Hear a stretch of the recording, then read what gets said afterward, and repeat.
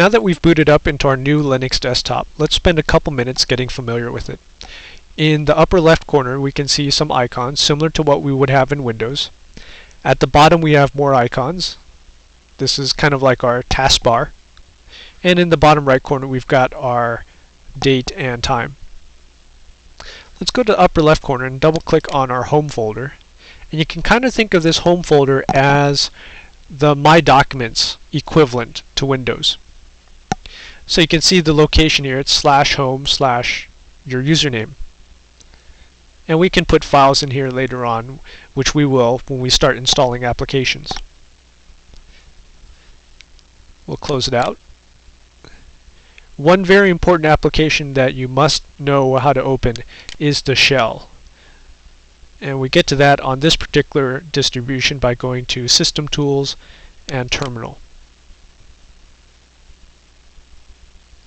And this is a text-based shell where you type things in.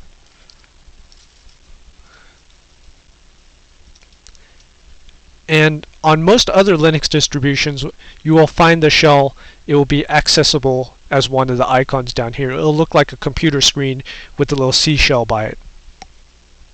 Here we'll leave this up for now. We're going to resize it.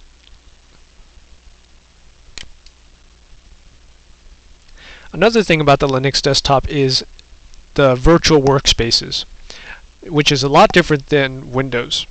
What we have at the bottom is we have a workspace switcher, and we can see a big square and 4 little squares, 4 corners. Currently we're in the upper left square. This whole screen is this particular square down here. If we wanted to switch, we simply move our cursor to the part we want to switch to and left click, and you can see my shell window has disappeared. If we click back, the shell window comes back. So we can have multiple shells and multiple applications running in different places. For example, we're going to open up the GIMP, which is a graphical program. We're going to move this off the screen here. So half of the GIMP is on the current workspace, the upper left corner. And when we go to the right corner, upper right corner, we see that it's gone.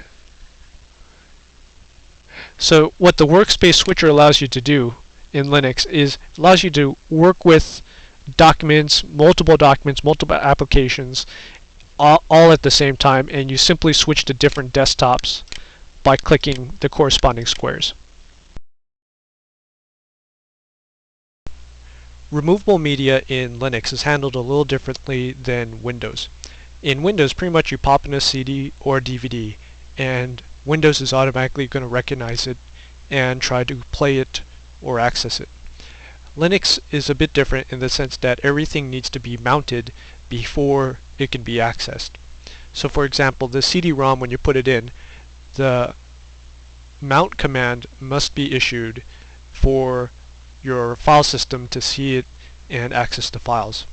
Fortunately, most of the modern Linux distributions take care of this and do all of that automatically. So we've popped in our Red Hat Linux CD, and you can see on the left hand side automatically the icon comes up, and we can double click on it,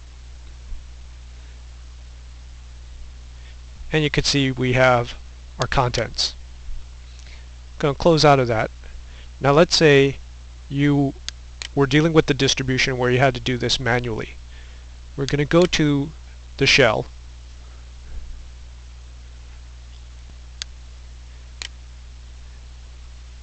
and we're logged in as the user, and what we want to do is unmount this CD first.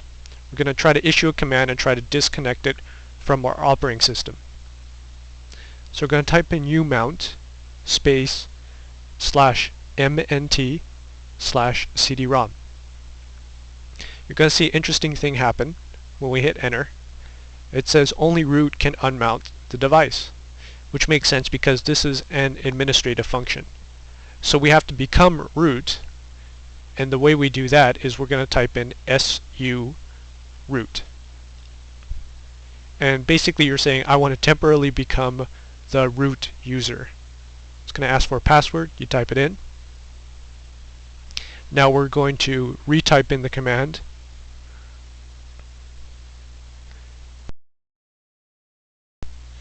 And after we hit enter, in a couple seconds you're going to see the CD-ROM disappear. So now it's gone from our desktop. It has now been unmounted. So now we know how to unmount a drive. Let's see what we can do to mount the drive. So we go back into our shell and we type in mount /dev/CD-ROM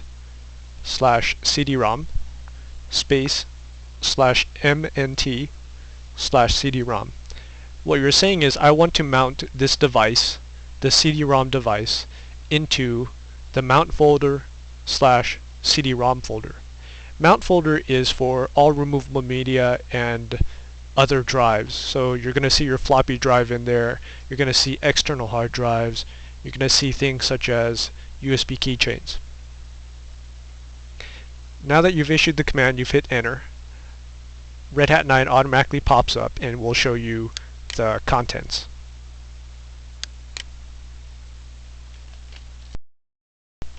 Now you're probably thinking Linux is going to be a lot of typing. Like, I have to always type in mount and all this stuff.